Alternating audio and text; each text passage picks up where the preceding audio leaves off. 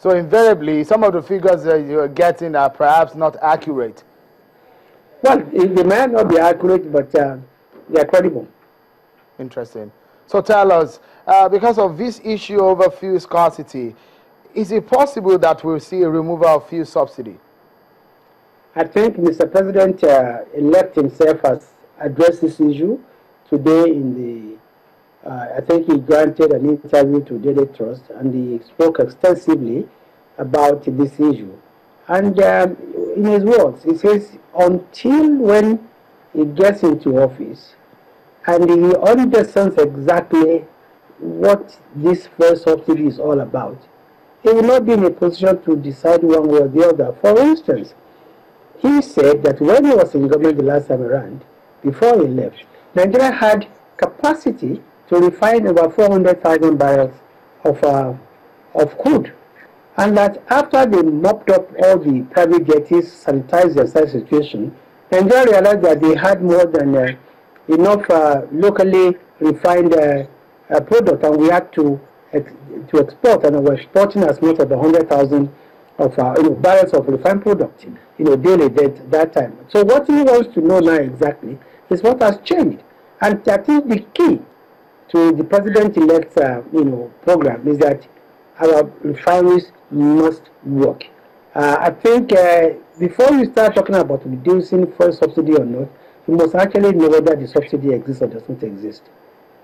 All right. Tell us, because a lot of people know that some of the challenges that we need, it's on hand now, there are ones that demand emergency response. For example, now we understand that power supply, electricity has gone an all-time low at about 1,200 to 1,300 megawatt across the nation.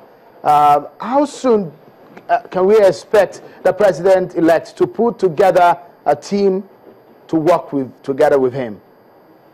I think the president-elect will waste no time in getting the team to work with him. But like he said, and I agree with him, you need to be in the saddle to know exactly what is wrong or how to fix it. We've had so many complaints now, ranging from lack of gas to vandalization of the pipelines to industrial disputes between the government and the blue and white collar workers in the oil industry, to disputed figures of subsidy payment between the federal government and the oil marketers.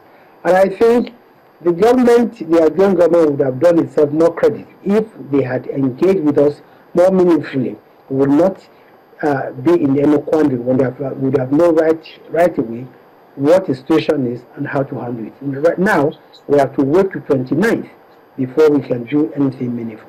It's scary, though, Lai Mohammed, that you are saying that the incoming government might not hit the ground running immediately when you assume office because you do not have enough information to get started. But, I was at the airport yesterday and today, and I saw that the aviation industry was almost in chaos because there is no aviation fuel. And of course, we understand that telecommunications companies are also saying that they may have to shut down because they do not have enough diesel to run their generators and all their equipment, what have you. So what are you saying, telling Nigerians specifically that the information you do not have may not allow you to hit the ground running immediately? No. What we are trying to tell Nigerians is that there seems to be a contrived, crisis on the part of the outgoing government to take off of the incoming administration very bumpy.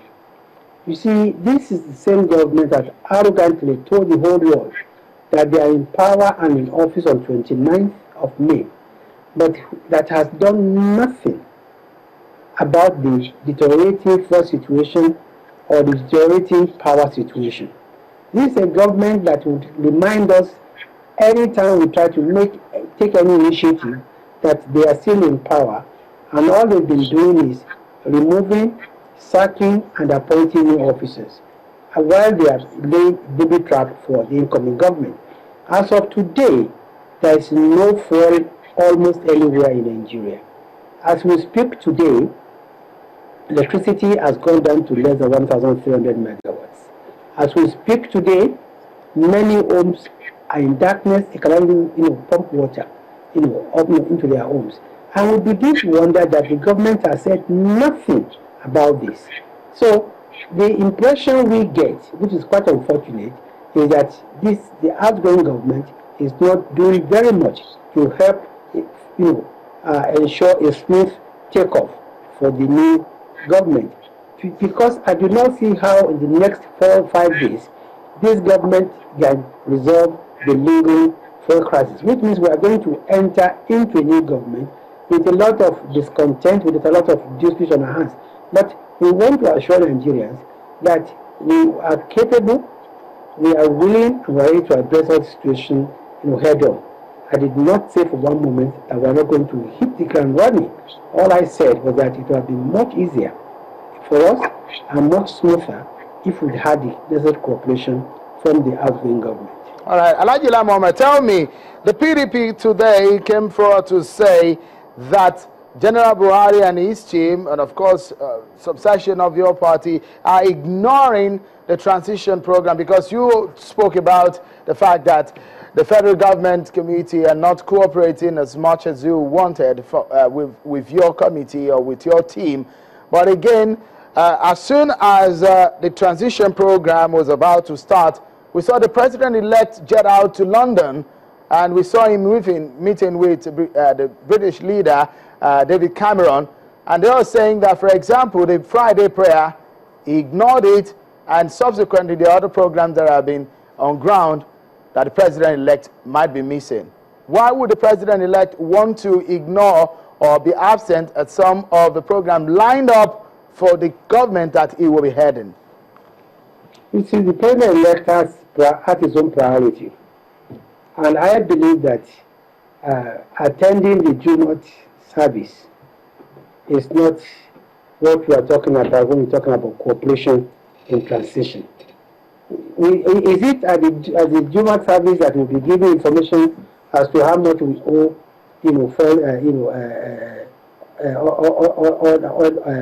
oil companies? I think it's quite relevant to try and equate the absence of the president-elect at the Jumat service with some more serious issues we've been talking about. We're talking about the fact that 5 days to hand over, the incoming government has not received one single line, one single paragraph of handover note from the outgoing government. And they think that because the president-elect did not attend the Jumat service, and he sent a very worthy representative, and many of the leading members of the party were there. Did his absence stop or in any way affect the smooth the Jumat service? I see, if they do not know what to criticize, I think they should just leave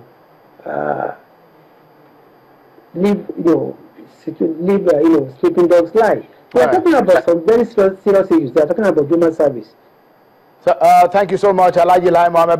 Before I allow you to go, tell me, we're entering into a very critical time. Is everything set and everything ready for us to receive the guests that will be coming into the country for the handover?